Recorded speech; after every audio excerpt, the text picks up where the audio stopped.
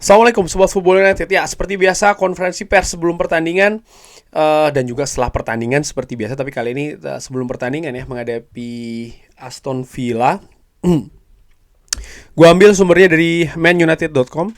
Konferensi pers sendiri ini diadakan langsung setelah Manchester United berhadapan dengan FC Porto. Jadi dilakukan di Portugal karena memang ada waktu yang singkat ya kan, dari hari Kamis malam, Jumat, Sabtu, Ahad jam 3 sore waktu Eropa nih Manchester United sudah melakukan kick off menghadapi Aston Villa. Langsung aja dari manunited.com, sekali lagi Erik ten Hag berbicara terkait dengan usaha kolektif. Saya tidak berpikir terkait dengan masalah-masalah eksternal karena ini bukan topiknya. Kita berada di sana secara bersama, ownership dan juga tim leadership dan sebentar ya. Ya, dan staff yang saya tunjuk dan juga staff-staff baru. Kita membeli pemain-pemain baru, pemain muda, dan kita harus bisa mengintegrasikan mereka seperti Manuel Ugarte di posisi nomor 6 yang merupakan satu posisi yang kita ingin datangkan musim ini. Tapi dia membutuhkan waktu untuk berintegrasi. Anda tahu di sepak bola level tertinggi Anda tidak memiliki waktu. Anda harus bisa berperforma yang bagus secara langsung, walaupun itu kadang-kadang tidak selalu realistik. Dia harus terbiasa dengan game model kita dan juga dengan rekan-rekannya, dan juga terkait dengan intensitas di Premier League. Jadi ini butuh waktu. Kita juga membutuhkan atau kita juga memiliki posisi-posisi yang lebih banyak di mana kita membutuhkan waktu. Saya sangat senang dengan kembalinya Rasmus Højlund. Saya berpikir dia memiliki waktu kembali yang bagus, tapi kita tidak bisa memainkan dia di 2 bulan pertama musim ini. Mudah-mudahan saat ini dia fit dan terus berkembang di sisi kebugaran. Dia harus bisa konsisten untuk fit ya, bugar di musim ini, dan ini akan membantu kita. Jadi ada beberapa area yang untuk berkembang tentu saja, dan ketika tim ini bisa lebih tumbuh dan berkembang, lalu kita akan melihat di mana kita di akhir musim. Kita disiplin. 2 kartu merah untuk Bruno Fernandes ini ya, satu merupakan kesalahan ya ketika menghadapi Tottenham Hotspur. Dan kali ini menghadapi FC Porto ini tidak beruntung. Dia memberikan segalanya untuk membuat sebuah gol. Dan dia berada di momen yang tepat dengan di sisi yang tepat, tapi dia datang dari blind side ya. Jadi dia tidak bisa, atau jadi kita tidak bisa mengatakan ini tindakan yang tidak disiplin. Di sisi lain ya, kita harus terus improve, kita harus terus berkembang, kita harus terus melakukan perbaikan. Ini jelas. Tapi Anda bisa melihat kalau kita sebenarnya sangat disiplin. Dan di 25 menit awal, terutama di positioning, kita menciptakan banyak peluang, dan di waktu yang tepat kita bisa meningkatkan kecepatan di pertandingan. Jadi ini bukan hanya terkait dengan tidak disiplin. Tentu saja kita bisa berkembang dan kita harus berkembang kalau kita ingin sukses. Kita hanya bisa mendapatkan kesuksesan seperti kita dapatkan di 2 musim yang lalu, memenangkan trofi, dan kita berkembang, dan tentu saja kita akan bekerja terkait dengan hal ini. Terkait dengan mental dan juga fokus, Erik ten Hag mengatakan, apa itu masalah mental? Jadi ini ada sebuah jarak ya, dan juga sebuah spektrum dari topik ini, dan Anda harus mengatakannya secara tepat. Jadi tim ini memiliki kepercayaan, mereka tidak menyerah. Dan terkait dengan mental, mereka memiliki mental yang kuat. Tapi di beberapa hal, mereka harus bisa lebih baik. Jika Anda ingin memenangkan trofi, di beberapa area kita harus berkembang. Situasi terkait dengan bek kiri. Saya pikir mereka bisa bermain di sana, Mazraoui dan juga Diogo Dalot ya di bek kiri. Tapi melihat pola mereka, saya memilih di dalam momentum ini Diogo Dalot. Tapi tentu saja keduanya bisa, atau keduanya adalah sebenarnya bek kanan.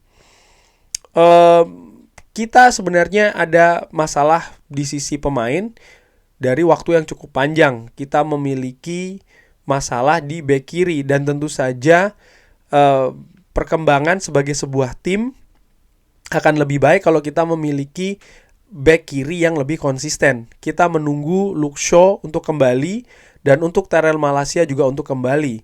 Ini akan membantu konsistensi performa ya di pertandingan. Jadi ini merupakan konferensi pers dari Erik ten Hag. Apakah ini akan menjadi konferensi pers yang terakhir? Oh enggak ya, mungkin setelah pertandingan menghadapi Aston Villa tentu saja ada konferensi pers post match. Dari apa yang dikatakan oleh Erik ten Hag, sekali lagi dia tidak terlalu membahas isu-isu terkait dengan status ya yang bisa saja terjadi setelah pertandingan menghadapi Aston Villa. Dia lebih berbicara terkait dengan keadaan skuadnya. Menurut gua dia menegaskan kalau memang butuh waktu karena ada pemain-pemain baru, pemain-pemain muda harus berintegrasi. Contohnya adalah Manuel Ugarte, tapi dia juga merasa kembalinya Rasmus Højlund ini sangat membantu situasi di tim di atas lapangan. Dan Rasmus Højlund juga langsung mencetak gol ya di starter pertama dia di Europa League musim ini menghadapi FC Porto. Penampilannya pun juga menurut gua oke di sana, terutama di 25 menit awal babak pertama. Semoga dia kebugarannya bisa lebih bagus, itu yang dikatakan oleh Erik ten Hag. Dan terkait dengan disiplin, ya Erik ten Hag menurut gue sebagai manajer wajar dia di depan media dia membela kaptennya Bruno Fernandes. Tapi di sisi lain gue menilai 2 kartu merah yang didapatkan oleh Bruno Fernandes ini nggak penting sih, apalagi dia sebagai seorang kapten. Ada kecerobohan, ketidakberuntungan iya, tapi di sisi lain juga ada ketidakcerobohan. Ada kecerobohan. Kartu merah menghadapi Tottenham Hotspur gue nggak ingin bahas ya karena sudah jelas ada banding yang dimenangkan di sana. Tapi bagaimana menghadapi FC Porto? Manchester United tertinggal 3-2. Manchester United sedang dalam usaha solusi untuk menemukan atau mendapatkan gol.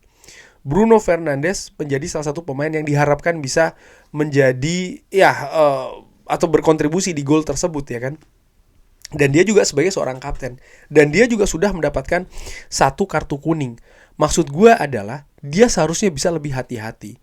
Ada kalau gue lihat ya di reaksi-reaksi di media-media, ada yang mengatakan ya ini seharusnya tidak kartu merah, itu seharusnya kartu merah dan lain-lain. Tapi menurut gue begini, apapun itu dia menempatkan dirinya di situasi di mana wasit bisa memungkinkan atau memberi kemungkinan besar bahkan ya, untuk memberikan kartu kuning kedua. Yang seharusnya untuk pemain yang menjadi kapten, dia harusnya tahu dia ini sebenarnya vital bagi tim dan dia sudah mendapatkan kartu kuning, harusnya dia lebih hati-hati, tidak menempatkan dirinya pada situasi tersebut. Tapi ya lagi-lagi ya 2 kartu merah di 2 pertandingan secara beruntun menurut gue ada hal yang ya gue menilai sih ini tidak disiplin, ini tidak fokus, ini tidak ada perhitungan yang nggak pas.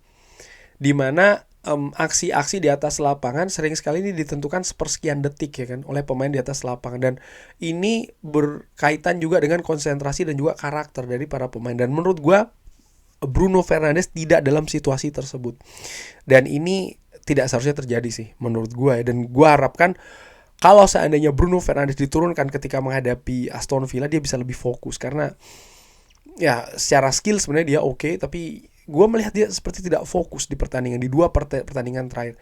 Sisi emosional, sisi frustrasi itu lebih menonjol, dan harusnya dia tidak demikian. Sebagai kapten, sebagai yang diharapkan menjadi inspirasi di atas lapangan dengan pengalaman yang besar juga, seharusnya dia tidak melakukan hal-hal tersebut. Dan disinggung terkait dengan mental dan fokus, ya Erik ten Hag lagi-lagi nampaknya membela ya situasi skuadnya.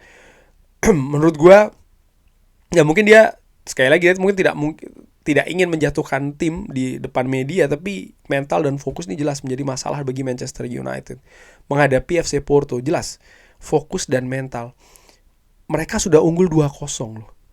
Mereka sudah unggul 2-0 tapi mereka berada di situasi sulit, bahkan harus mencetak gol di menit-menit akhir. Ini memperlihatkan bagaimana mental dan fokus skuad Manchester United tidak baik-baik saja. Dan ini harus diperbaiki.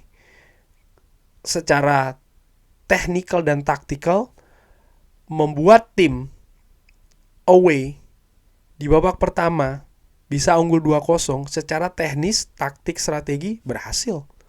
tapi tidak secara konsisten. Kenapa kok tidak secara konsisten? Artinya dari setup permainan ya, mereka bisa melakukannya dengan bagus tuh. Buktinya 25 menit mereka bisa unggul 2-0, mereka bisa mematahkan serangan-serangan dari FC Porto. Tapi ada fokus yang hilang, dan ini di luar skema menurut gue ya. Yang akhirnya justru mental pemain juga ikut drop, fokus juga seperti, dan ini kan sudah berulang kali terjadi. Sehingga menurut gue ya memang ada masalah sih terkait dengan mental dan juga fokus pemain di atas lapangan. Dan terakhir dibahas terkait dengan situasi bek kiri ya. Ya ini sesuatu yang masih terjadi dari periode musim lalu, dimana sebenarnya kalau gue lihat ya, Diogo Dalot nih beberapa kesempatan dia bisa tampil bagus sebagai bek kiri, tapi di pertandingan terakhir, 2 pertandingan terakhir paling tidak ya, atau ketika menghadapi Southampton pun juga seperti itu, dia nampak kesulitan di posisinya bek kiri. Gue nggak tahu ya, gue tidak melihat posisi ini hanya dengan situasi individu saja. Mungkin support yang ada dari tengah ataupun juga dari depan ini tidak atau belum bisa terjadi sinergi yang bagus di sana. Namun ini situasi teknis yang harus diatasi oleh tim kepelatihan. Mungkin dengan menunjuk pemain lain itu juga bisa jadi salah satunya, atau dengan instruksi yang lain bagi mungkin pemain tengah untuk lebih waspada terkait dengan situasi di back kiri, ataupun juga menginstruksikan sayap serang sebelah kiri lebih sering tracking ball ya, artinya turun untuk membantu pertahanan atau seperti apa. Ini situasi yang bisa diatasi juga dengan teknis ya, artinya tidak melulu mengganti personel ataupun posisi di sana sih. Ya, menghadapi Aston Villa ini akan menjadi partai yang berat menurut gue bagi Erik ten Hag, dan gue sebenarnya tidak ingin terlalu memfokuskan terkait dengan Erik ten Hag ya, dia mau selesai atau tidak, masa depan seperti apa. Tapi gue lebih melihat situasi dari Manchester United. Manchester United butuh hal positif, butuh kemenangan bahkan ya, karena kekalahan lainnya ini akan membuat bukan hanya posisi di papan klasemen akan semakin turun, tapi juga dressing room akan semakin negatif. Dan kalau melihat situasi jadwal pun juga seperti itu, ini punya potensi akan membuat Manchester United lebih terjatuh. Kenapa? Karena ya habis ini ada international break gitu. Jadi bayangkan hampir sekitar 2 pekan Manchester United harus membawa kekalahan menghadapi Aston Villa dan juga posisi yang semakin terbenam di papan klasemen, terutama bagi fans ya, untuk sekitar 2 pekan ke depan. Ini kan bukan sesuatu yang menyenangkan sih menurut gue. Jadi ya ada tekanan ya, tapi sebagai pemain Manchester United, sebagai ya paling tidak dari sisi pemain dulu, mereka harusnya tahu gimana cara bersikap gitu loh. Mereka memakai jersey, mereka ada lambang Manchester United di sebelah kiri, mereka memiliki dukungan fans yang sangat besar secara global ya. Mereka harusnya tahu bagaimana bersikap, dan staf kepelatihan pun juga demikian. Dengan segala tekanan yang ada, ya ini merupakan tantangan besar menjadi staf kepelatihan di Manchester United. Kurang lebih seperti itu. Terima kasih sudah menyaksikan. Jangan lupa like, share, dan juga subscribe. Wassalamualaikum warahmatullahi wabarakatuh. Thank you.